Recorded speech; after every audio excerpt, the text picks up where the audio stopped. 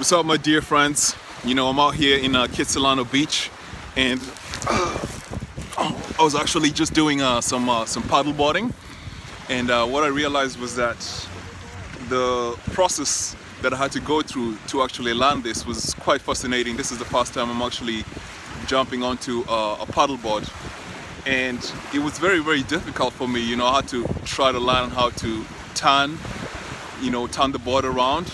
I had to learn how to move further into the water, how to try to balance on my knees, and how to actually stand up. And what I realized was that I kept falling, and I was thinking too much about all the steps that I have to take.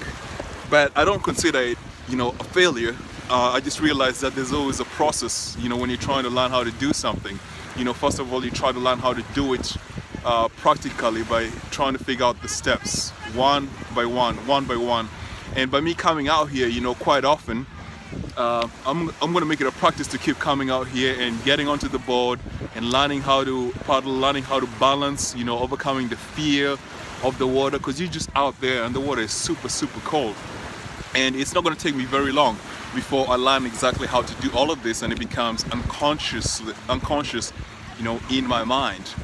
But it's the same practice, that you apply when you're trying to do something in life, to create success, whether it's run a business, whether it's public speaking, whether it's writing a blog, whatever it is that you try, whether it's learning how to communicate in relationships consciously.